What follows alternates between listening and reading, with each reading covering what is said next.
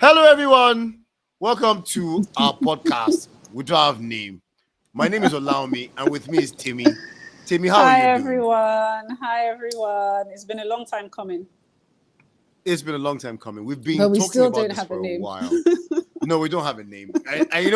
Maybe by the time we're done, we'll have a name, or maybe we'll put it out there and ask people to give us a name, right? Yeah, that would be cool. Yeah, whatever it is. But let's just flow with this. So this show is pretty much. Tell me, what are we about in this show? What are we about? The way I think about it is oldies versus the newbies. Okay. Right? So Okay. See, she got that in there fast. She got the oldie jab in there very fast. So we are Formula One addicts. We love Formula One. We love all things F1. I've been an F1 fan for a very long time, pretty much 2/3 of my life. Temi is newer to the sport of F1, but Temi is just as passionate about it as I am, as I've come to find out. Temi, how did you get into F1? I might as well put you on the spot straight away. Yeah, it's cool.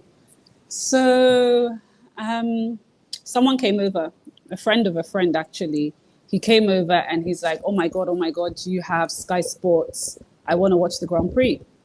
And that was probably the first time in like the last 10 years that I've heard about Formula One. Like I did not follow it at all. I knew the popular names, right? Michael Schumacher, Lewis Hamilton, but that was it. Like, I don't think I'd ever watched a Grand Prix. And he puts it on and we're watching it and I'm asking him questions. What does this mean? You know how us girls do now? We'll be asking questions as if we're interested. What's the questions? Exactly. So I'm asking him questions, and he's being very patient. And then when he leaves, he's like, oh, by the way, watch Drive to Survive. And that was the end for me.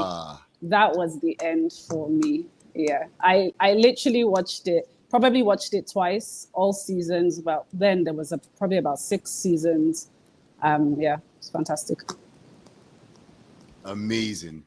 I think we'll talk about Drive to Survive one day. So when was this? When was this exactly? This was last year. So when I say newbie, fan for about a year.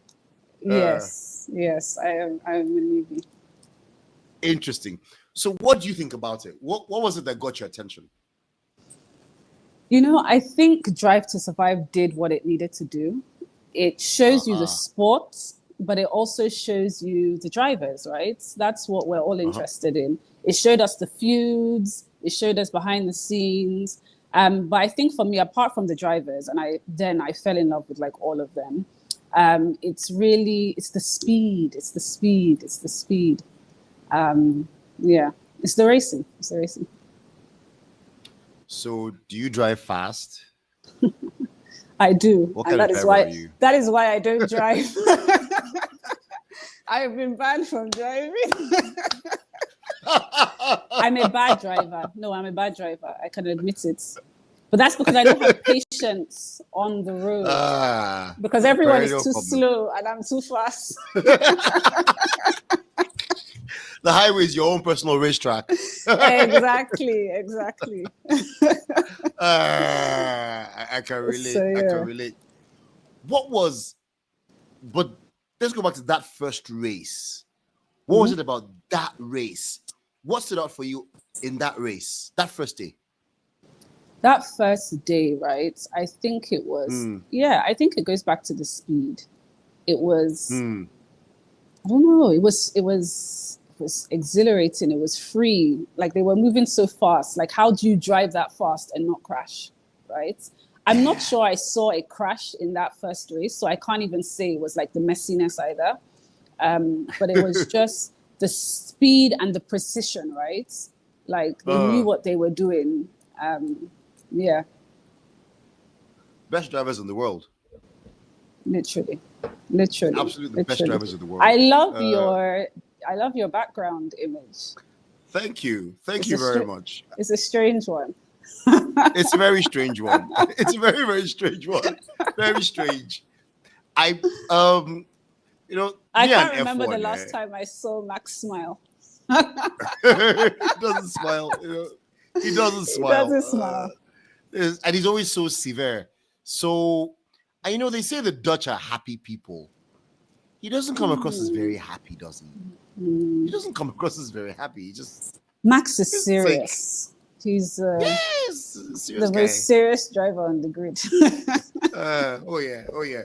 But you know, it's also because of where he's coming from. His father was not a particularly. His father was a particularly severe person as well. Mm, So his father, he was raised by a guy who didn't joke. Just pretty much. I remember watching his dad Yoss race, and he was a very severe guy as well. Like was he in no F1? compromises. Oh yeah, he was. He was. F1. Oh yeah, he was. Jos Verstappen. I'm trying to remember whose teammate he was. And I can't remember now. I have to do some research. Let me not carbon date my years now. I think he might have been Michael Schumacher's teammate at some point. I'm Okay. not sure. Let me see. What teams did he race for? No, he raced for Benetton. Yes, he raced Benetton, but I'm not sure exactly. He was Michael Schumacher's teammate. Okay. See, this is my old brain, right? Right. For a couple of races, he was Schumacher's teammate, but I'll go back Okay. anyway. So, I mean, Max has said famously that there was an incident a couple of years ago over team orders, and Max said the team asked him to move over and let his teammate pass. I believe it was Carlos Sainz Jr. at that time, and he said, "If I let that guy pass, my father will kick me in the head." Like that's where he's coming from, you know. Like That's why an team interesting orders? topic. Yeah, yeah. I mean, he said clearly, my father will kick me in the head if I do this. So he was raised by a man who didn't tolerate nonsense. As we say in Yeah. Nigeria, dad not have time for rubbish, you know. Yeah. So Max, I don't think racing was fun for Max growing up. I think it was like something that he was forced to do, or something that there was not much humor around. So he's more or less like a robot, is what I think. But Fair enough. I see uh, that. I see that. yeah, it's like he's bang bang bang. Like, I'm all about the results and Yeah. you know. So back to this podcast, everyone. This podcast came out because I found out that Temi was an F1 fan, and we had a couple of conversations, and we found out that we're both very passionate about F1. And we started a conversation about, oh, should we start a podcast? Let's talk about it. And I found Timmy's going to kick me in the head for this, but I found that every time I discussed something with Timmy, she knew what she was talking about. She was genuinely passionate about it, you know. So I was expecting Timmy to be one of those girls that just they know it on the surface, but Timmy actually knows her F1. She's Interesting. yeah, you know, like you proper know your F1, and you like went and watched the Drive to Survive. So this has been a long time coming. I've been looking forward It to this has for a been, long to be time. honest. Yeah. Yeah, and for me, it's a chance to discuss F1 with someone who's equally passionate. I think the fact that you're from a different generation of fan is actually a plus, because it means you don't have the baggage of the years. I carry 3.5 Yeah. decades of F1 baggage, all right? And so I like to look at F1 through your eyes because you offer a fresh perspective. You don't have the baggage of nostalgia, the baggage of how it used to be, you know, and that's refreshing. You know, you made me re-examine F1 and think maybe it's not so bad. Because I'll be honest, I wasn't enjoying it anymore. I You don't said enjoy so, it as much yeah. as I used to. Yeah, you know, so it's refreshing to have your perspective, to understand like how you see it. So I'm gonna address the And elephant in the room now. Sorry, and I was go gonna on, go on. say, it's funny you say that because I feel the other way around, right? So it's useful to Okay. get your perspective, like what you said about Max's dad, right? I didn't know all that. So it's good to get your perspective as well, because you have the history. I mean, Drive to Survive, when did it start, right? 6 seasons, so Three maybe years about ago. Yeah. exactly. So it's also good to get your perspective as well. Well, thank you. I know a lot about this sport. passionate about it. I love F1, but to be honest, I love all things motorsports. To be honest, I've I love. noticed. Hmm. I can watch. I used to. This is embarrassing.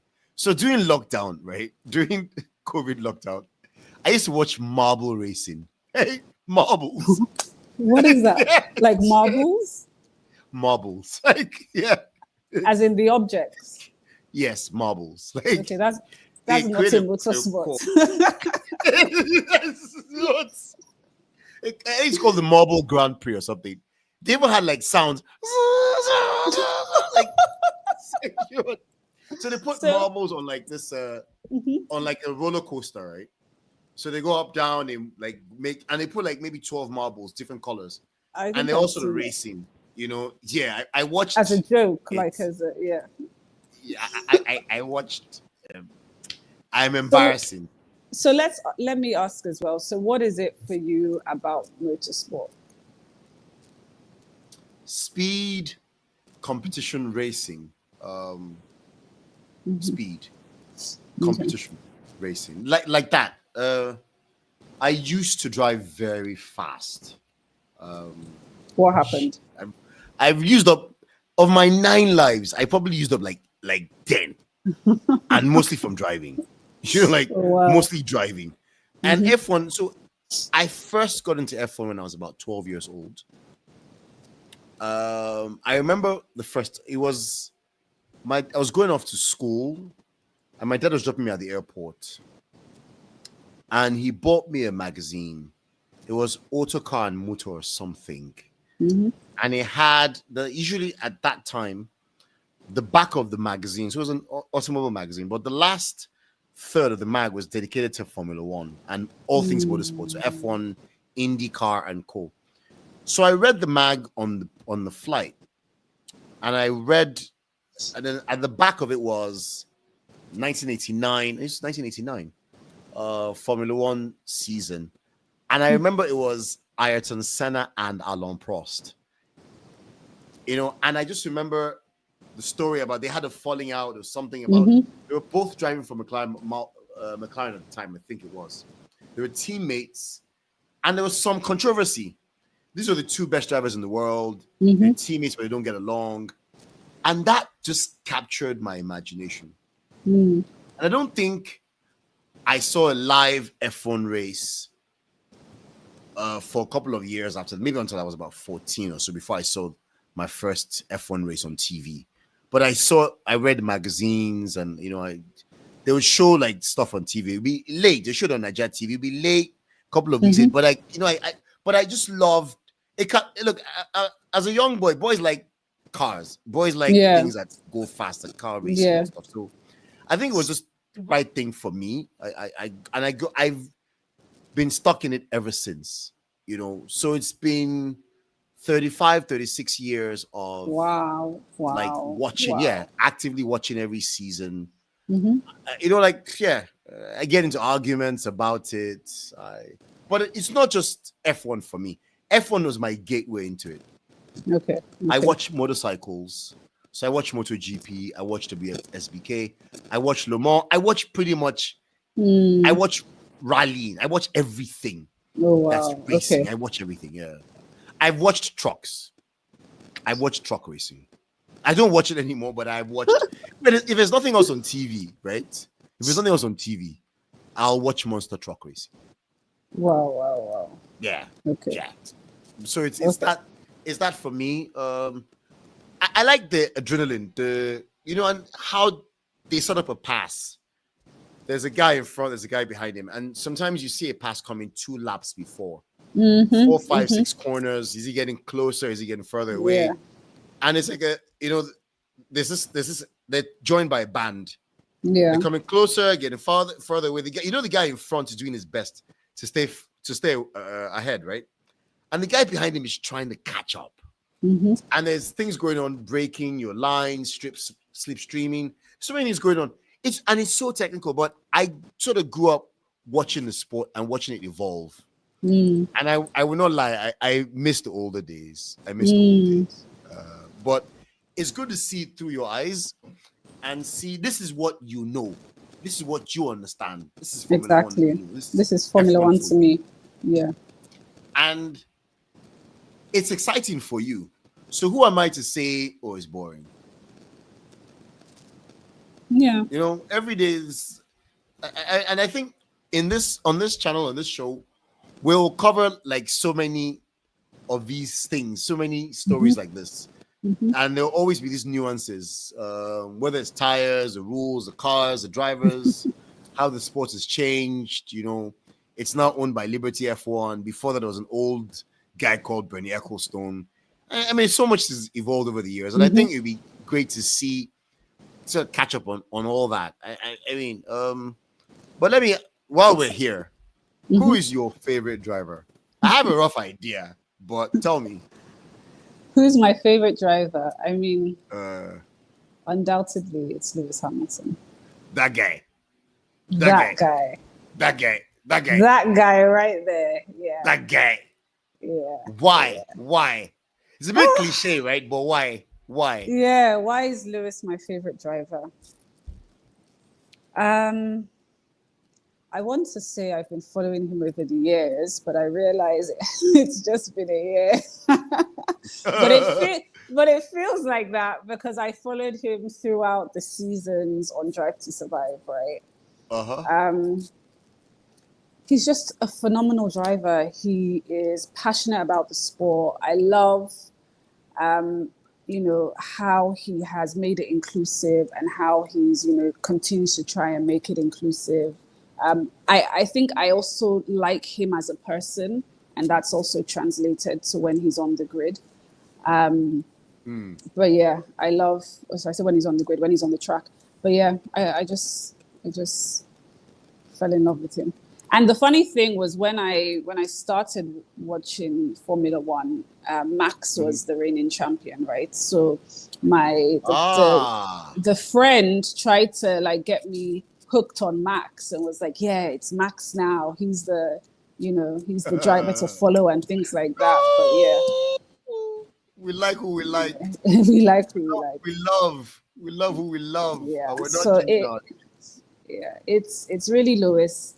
A number of other drivers that I like, a number of rookies that I'm really, really excited about this season. But ultimately, Lewis.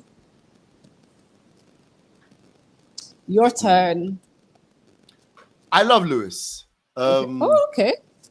I love Lewis. Why am I surprised? I love Lewis. But for me, it's very odd. I didn't start off loving Lewis. When Hamilton joined the grid, there was a guy called Seb Vettel. Yeah. All right. Whom was my absolute favorite, right? Okay. And Seb Vettel and I share a birthday. Okay. So I'm exactly 10 years Seb's senior in age. Exactly 10 years. 10 years. Okay. 10 years to the day. Okay. And Seb came into the sport. Before Seb, I was a fan of Alonso. So I did not like Michael Schumacher. I have a lot of respect for Michael. I have a lot of respect for Schumi. But I did not like Schumi. I liked him in his early days, but once he joined Ferrari, okay, with all the things that were going on, all the cheating, the team orders, everything that was going on, I just didn't like him. It just seemed this guy who wanted to win by all means. By all means. I respect his talent. And so oh yes, I'll go back again. At the time Michael came onto the grid, I was an Ayrton Senna fan. And then Michael came on the grid and he's challenging him. I like Senna, And Michael will come and Michael started to beat these guys. Who are you? Who are you? But I had no space so it was Senna, and then Senna died. And I think he was replaced by Jacques Villeneuve, I think it was. Jacques Villeneuve, for me, is one of the special stories. Jacques Villeneuve had won the Indy 500, so IndyCar champion. Jacques Villeneuve is a second-generation Formula One champion. Okay, Okay. there are very few of them. People whose fathers were champions before them. There are very few. First of all, there are very few whose fathers were drivers. So you have father was an F1 driver, son is an F1 driver. Those guys exist. But father and son F1 driver combinations are very, very few. Okay. Jacques Villeneuve was the first that I saw. But I loved Villeneuve. And then the fact that Schumacher tried to run Villeneuve off track. You know, there was Schumacher cheating. I mean, Schumacher running Damon Hill off track to win the championship in 1994. Okay, unforgivable. The year that that Senna died. So Senna dies. Schumacher runs Damon Hill off the track to win the championship. Why are you a cheat now? You know, and it just went from there. I just never liked the guy. So there was Senna and so Schumacher and Damon, Schumacher and Villeneuve, and then Fernando Alonso comes on the grid. Yes. Sorry, there was Mika Hakkinen. Mika Hakkinen was, I mean, he beat Schumacher twice. So I was all for I was all for Mika. Alonso, so everyone that beat Schumacher was my guy. Hakkinen beat Schumacher, that's my guy. Alonso comes and beat Schumacher, that's my man. It's so funny though. I don't have this. I don't have this impression of Schumacher, right? So it's like, I don't know. It's strange. It feels strange hearing this. We will have a whole episode where I will bash Schumacher. Well, not bash, but I will talk Schumacher one day. We'll talk Schumacher. Wow, okay. Okay. Legacy and everything, but we'll talk Schumacher. I think my view of Schumacher has softened now. Now that, you know, it's been a few years, he's retired a few years, my view has softened. But I was talking about, so there Alonso. was Alonso, and then there was Kimi Raikkonen, and then there was Seb Vettel. And Vettel won 4 championships back to back, right? And then somewhere along that line comes Lewis Hamilton. I'm like, is it because I'm black? Am I supposed to support you because you're black? Like, is that it? No. Give me a reason to support you. And look, I own this now. Knowing what I know about the world today, I'd have a different view. Do you know what? I would support the black guy in the room as soon as he walks in the room. Today, the man I am today, I would just be like, you know what? Black guy like me, I'm all for that guy. But at that time, I was like, give me a reason to support you. I thought it was overhyped. And then he was fighting, that year he was fighting with Kimi for the title. Okay. And I was a big Kimi Raikkonen fan, the Iceman. So I actually wanted Kimi to win that title that year. And I think he won it, you know. So Kimi won the title that year. And you know what? By the following season, I was like, it's Hamilton. Because rookie season, he was, how many points away from winning the title in his rookie season? Wow. I was sold, you know, I was sold. I mean, he beat Alonso. So imagine that I'm a fan of Alonso, Raikkonen, and Vettel. And along comes this guy that I'm not going to be a big fan of. And he beats all of them. Apart from Raikkonen. You know, he's a rookie. I realized, and he was a rookie, exactly. I realized, oh my God, this guy is super talented. And so I went out and bought the t-shirt, the fan t-shirt for that season. You know, I had to have the Hamilton merchandise for that season. I had to have it, you know, and I've not gone back since then. Oh, nice. Oh yeah, I mean, so in all that time, through his titles, through his struggles, I mean, when he lost the title was it 2021? That year, that broke me. It broke me. And I almost quit F1. Oh wow! I almost quit. It was because it was cheated. It was unfair. It was heartbreaking. And I still haven't recovered, especially the fact that he's now had his struggles since then with the ground effect car, the ground effect Mercedes, and now he's at Ferrari and things are not going great. I think if he wins his 8th title tomorrow morning, I will forgive F1. Yeah. But for as long as he doesn't win that 8th title, no, I struggle. So Hamilton is my guy. Hamilton is my guy. Unrepentantly. Okay, nice. And it has nothing to do with the fact that we're both black. This is genuinely on merit. Yeah. I love Lewis. And beyond the racing, Lewis is a genuinely great human being. You know, Yeah, he cares about stuff like diversity. He cares about exactly. yeah, he cares about like social issues, you know, Even yeah, and even just like equality. developing the sport as well, right? Like there are Oh so many like rookies on the grid now that have like said, you know, like Hamilton does this for them, or he does this, he gives them tips, he gives them advice. So just generally, he's passionate about the sport. I don't think it's yeah, just about racing for him. And he yeah, uses his platform, as you said, like to very discuss well. other important issues. He's Yeah, just a good person, right? yeah, yeah, yeah. I remember his Occupy Nigeria T-shirt. I remember that the Occupy Nigeria T-shirt. And there Sorry, was one the second. Black Lives Matter as well. Black Lives There was, Matter.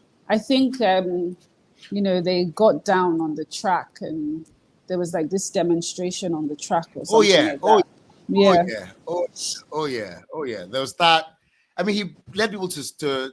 I mean, when George Floyd died, yeah. he led a I quiet saw the tribute to picture. George Floyd. I mean, I think Lewis is a genuinely amazing human being, and you know, people have said Ecclestone did say something about he should just shut up and race when he was talking about when he was going into talking about all the social issues. Yes. Somebody said shut up and race, and that was unfortunate.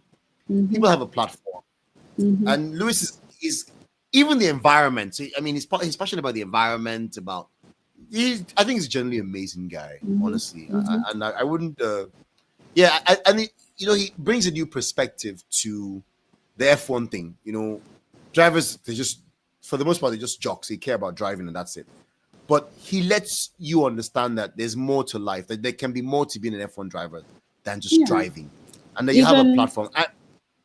Sorry, you're no, saying? I heard there was like, based on this Eccleston thing as well, I heard there was like a lot of controversy about the fact that he was like really fashionable at one point and, you know, he brought like fashion to F1 and look how much publicity that's brought, right? Oh But yeah, apparently some people weren't too happy about it as well. oh yeah. Lewis is generally a rock. He's a rock star. He's a He proper is. rock star. He's an I mean, he did. all-rounder, to be Oh honest. yeah, and he did date a rock star for years. Who did he Did you date? know Who did he that? date? Nico Scherzinger. Oh yeah. I knew that. I knew that. Yeah, he did Nicole Yeah, for yeah, years. yeah, Years. yeah. I remember that. I'm not sure she celebrates. I'm not sure she's happy about that because I think she wanted more out of the relationship than he did. But he was young at the time. He was young. He was a young playboy. But yeah, and he does things like, one of the things I love about Lewis is the things he does outside F1, off the grid. He'll go like in the off season, he'll go skydiving, he'll go skiing, he'll do other stuff. I mean, Yeah. he raced the power bike some years ago. He raced Valentino Rossi's bikes, Valentino Rossi's MotoGP bike. I mean, he just does Okay. stuff. He does stuff. I love that guy genuinely. You know, I'm gushing here So about we him. have common ground. We have common ground in Yeah, terms of yeah, at yeah. least two we love. We're on the same. We're on the same side. On the same page. So let me Yeah. ask you, your favorite team? That's a tough one. That's a tough one. Yeah. Who is my favorite team? Okay, in all honesty, I think my favorite team is Mercedes, right? Ask me why. I don't know. In fact, ask me why. I'd say Toto. Toto is the reason why I love Mercedes. And then it doesn't help that Hamilton was there for so long. So I feel like Mercedes became my family, and then Hamilton left, and it's just like I can't disown my family, right? I love George. I like Kimi, so it's like the love has just continued.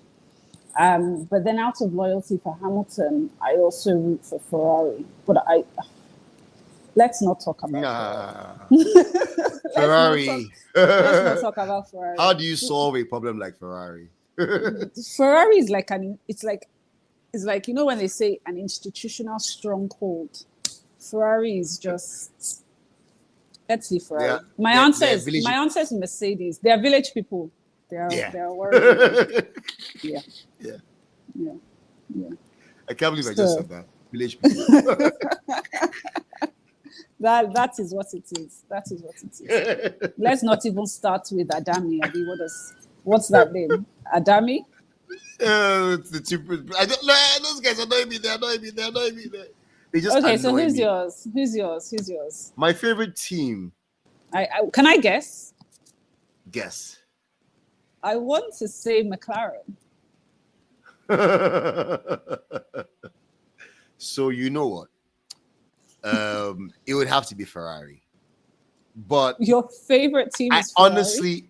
I honestly struggle, and I'll tell you why I struggle. I'll tell you why I struggle with a favorite team. I came into F1. McLaren was the dominant team, Okay. and the two guys I loved the most at the time, Ayrton Senna and Alain Prost, were McLaren drivers. Okay. And so I've always had a soft spot for McLaren. But like most kids, I like Ferraris. Like most kids love Ferraris.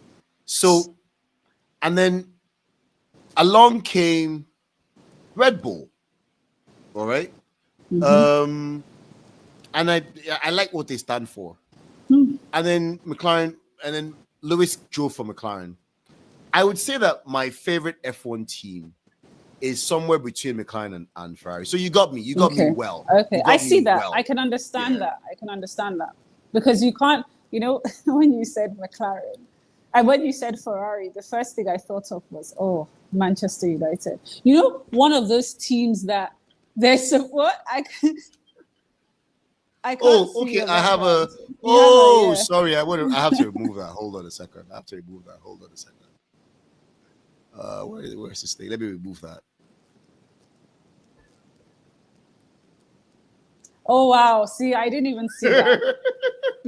One of those teams that they're supposed to be great, and I don't even know much about football, right? But they're supposed to be great, but they make you sad every time you watch a race or you watch a match. Do you get what I mean? That's Ferrari. Yeah. That's Ferrari. Sad. Yeah. But, that's pretty much it. That is it. It's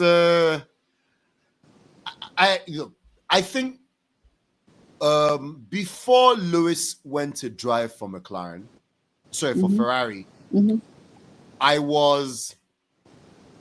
they were like, McLaren was my number one, and Ferrari, between Ferrari and McLaren, I didn't. But as soon as Lewis went to drive for Ferrari, it was a done deal for me. It was now the convergence of two of my favorites, right? Yeah, fair enough. I see that. Yeah, so.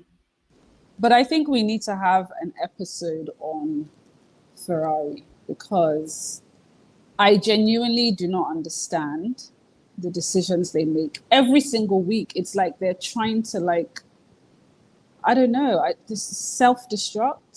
I don't know what's going on. So but there must be rationale. I keep telling myself that there must be some rationale, but I'm not seeing it. So I feel like we need a session on just Ferrari and what's going on. I agree. Yeah. I have a song for them. How do you solve a problem like Ferrari? That's the question. That is the question. Yeah. How do you solve a problem like Ferrari? I don't think those guys can be saved. I think, as we say in Nigeria, their relationship will have taken over, and there's nothing you can do about it. And when you think about it, no, you were saying? No, I just wanted to say I hope not, because 2026 season, I'm hoping for a miracle. I like that miracle.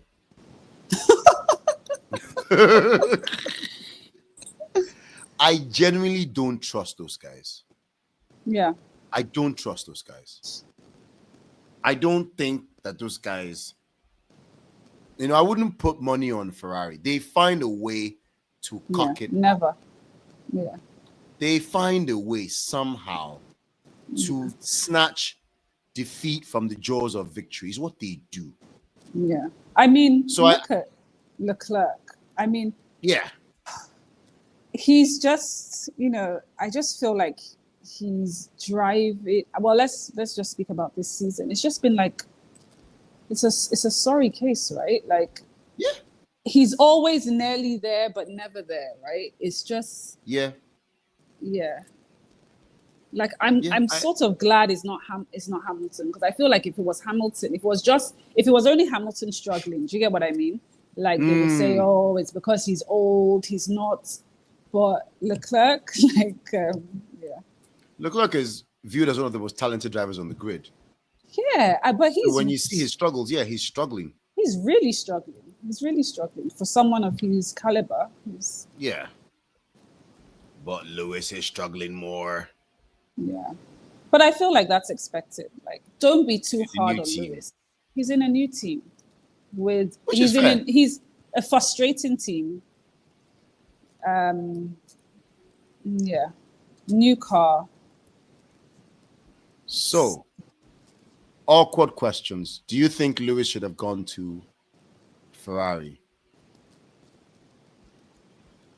I think Lewis needed to leave Mercedes.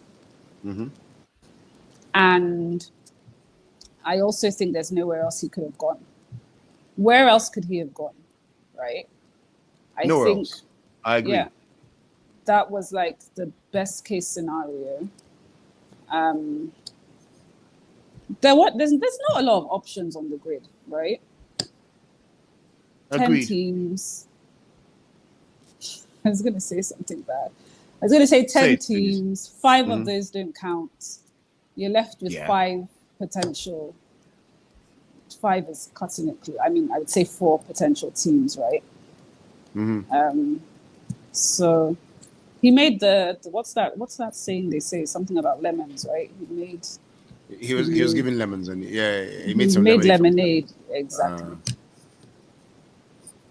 I think I actually think that he did what was best for him at the time.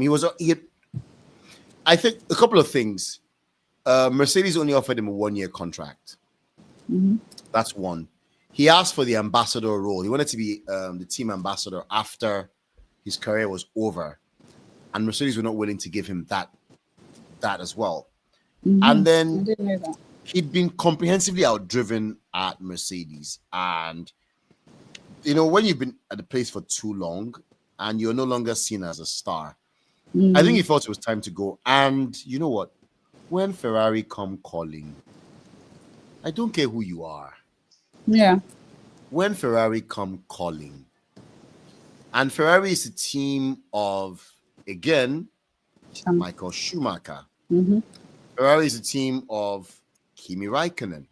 Ferrari is a team of Fernando Alonso. Ferrari is a team of Gilles Villeneuve. I mean, some of the greatest people who have ever driven an F1 car have raced a Ferrari. Yeah. So when you get the call to join those ranks, I don't think you're going to say no. I think it'd be hard to say no. Yeah, I think you'd struggle. Yeah, I think you'd struggle to say no when Ferrari say, "Guy, do you want to come and drive for us?" So I think he didn't have much choice. Plus, I think, given their performance in the previous seasons, I think he genuinely thought that he could make a difference.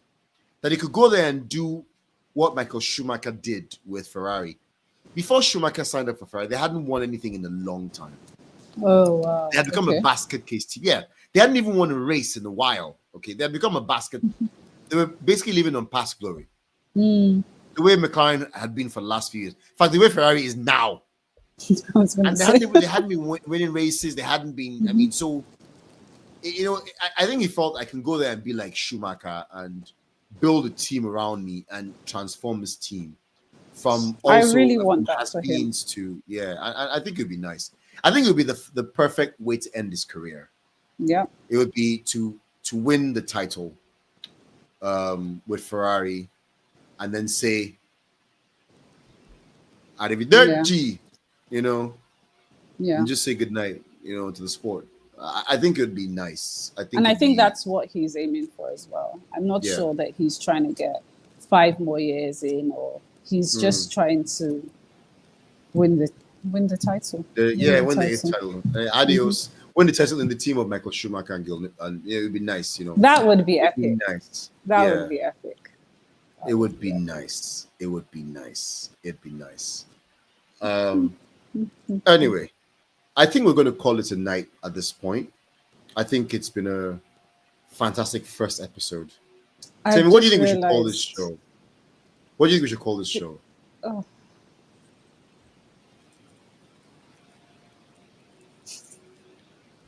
I don't know. Okay. Before I go, I want to say what we always say is thank you very much for watching us. Please give this video a like. If we end up posting this video, and I don't see why not, please give this video a like. Please give us a thumbs up. Please. Please subscribe to our channel. Have And you? please show your support. We didn't mention that I'm new to. What do you call it? Is it podcasting or what do you call Yes. Everyone, this is Temi's first podcast. So Temi be is nice. very, very new. So please be nice to Temi. Even if you don't like my face, please be nice to Temi.